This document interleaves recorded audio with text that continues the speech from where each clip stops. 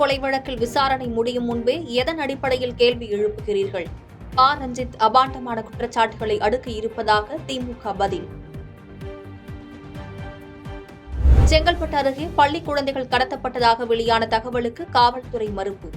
கணவரை பிரிந்து வாழும் சூழலில் பெற்ற தாயை நண்பர்கள் மூலம் அழைத்து சென்றதாகவும் விளக்கம்.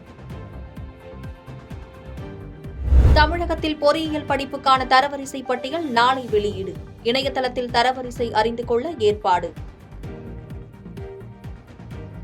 வெளிநாட்டில் விற்க முயன்ற ரூபாய் 22 கோடி ஐம்பொன் சிலைகள் பறிமுதல். 3 பேரை கைது செய்து சிலை கடத்தல் தடுப்பு காவல்துறையினர் விசாரணை.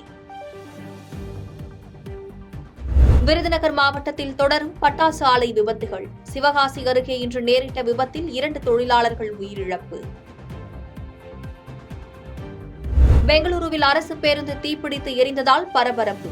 பயணிகள் இறங்கிய சில நொடிகளில் பேருந்து முழுவதும் தீ மலமளவென பரவியதால் உயிர் சேதம் தவிர்ப்பு.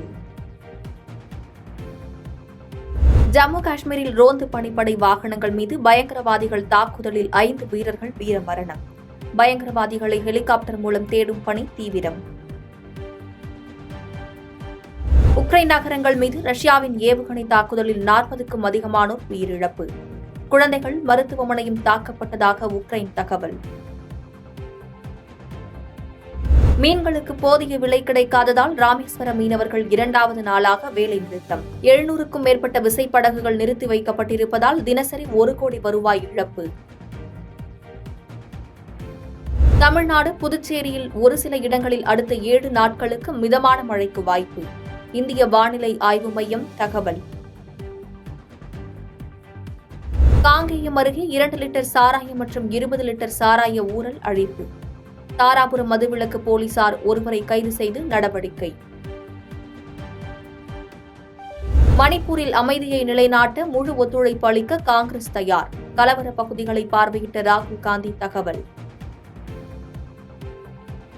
பாரிஸ் ஒலிம்பிக்கில் சரத் கமலுடன் தேசிய கொடி ஏந்தி செல்கிறார் PV சிந்து. இந்திய ஒலிம்பிக் சங்கம் அதிகாரப்பூர்வ அறிவிப்பு. அமெரிக்காவில் நடுவானில் விமானத்தின் சக்கரம் கீழே விழுந்ததால் பரபரப்பு.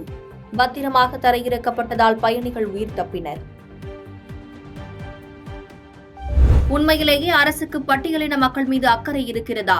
வெறும் வாக்குக்காக மட்டுமே சமூக நீதியா என தமிழக அரசுக்கு திரைப்பட இயக்குநர் ரஞ்சித் கேள்வி. பாதகம் செய்பவரை கண்டால் நாம் பயங்கொள்ளலாகாது பாப்பா. மோதி மிதித்து விடு பாப்பா, அவர் முகத்தில் உமிழ்ந்து விடு பாப்பா.